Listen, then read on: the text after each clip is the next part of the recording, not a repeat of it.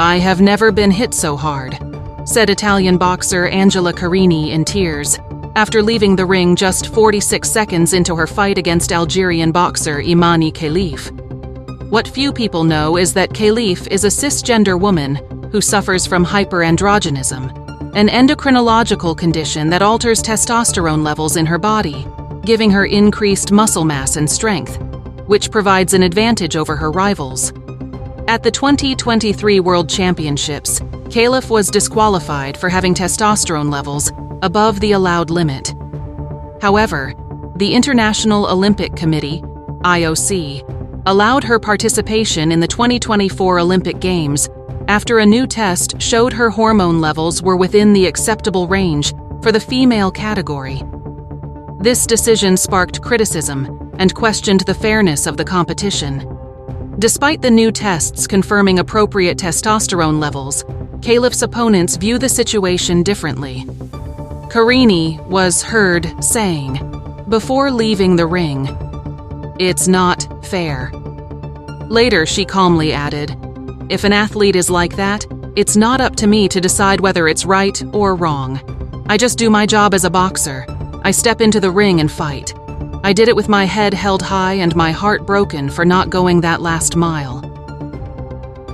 In December 2022, Khelif beat Brianda Tamara in Guadalajara, Mexico, with such force that Tamara couldn't believe she had escaped serious injury.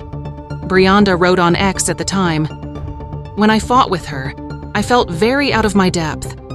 Her blows hurt me a lot. I don't think I had ever felt like that in my 13 years as a boxer, nor in my sparring with men." Now, the IOC is at the center of controversy. Despite Imane Khelif being a cisgender woman, her condition of hyperandrogenism raises questions about the fairness of the competition. Meanwhile, Imane has been the target of attacks in a series of fake news labeling her as trans, when in reality, she is a cisgender woman. The controversy is far from resolved, and the sports community is demanding answers and measures to prevent similar situations in the future. Some experts also shed light on DSD.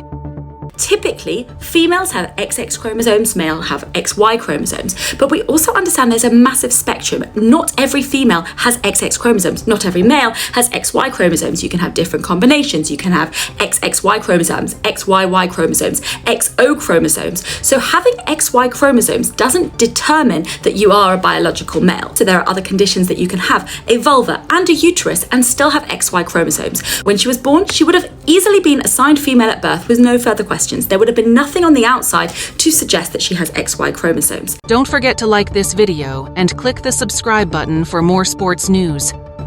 Meanwhile, known personalities give their opinions on this issue. UN official Reem Al-Salem, the UN Special Rapporteur on Violence Against Women and Girls, expressed her concern following the win over Italy's Angela Carini in just 46 seconds. She posted on X that Carini had rightly followed her instincts and prioritized her physical safety, but she and other female athletes should not have been exposed to this physical and psychological violence based on their sex. J.K. Rowling and Elon Musk are also among the high-profile names condemning the Olympics for allowing Algeria's Imane Khelif to compete in the women's boxing competition. Could any picture sum up our new men's rights movement better? Rowling wrote on X while sharing a picture of Carini in tears, and Khelif trying to comfort her after the match was cut short. The smirk of a male who knows he's protected by a misogynist sporting establishment, enjoying the distress of a woman he's just punched in the head, and whose life's ambition he's just shattered. Musk shared a post from swimmer Riley Gaines that claimed, "Men don't belong in women's sports." The ex-owner co-signed the message by writing, "Absolutely." Now, the Olympics has stood by its decision to allow Khelif, who was born female, to compete in the women's boxing competition, saying, "Everyone competing in the women's category is complying with the competition eligibility rules. They are women in their passports, and it is stated that is the case, that they are female."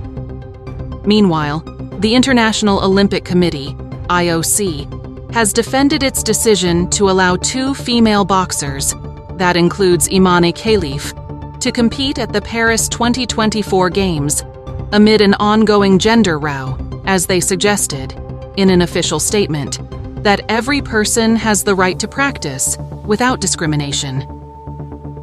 The Olympic body, the IOC, have released a statement in support of the triumphant Khelif following the upheaval and suggested that all boxing athletes have complied with the competition's eligibility and entry regulations. Comment your thoughts below.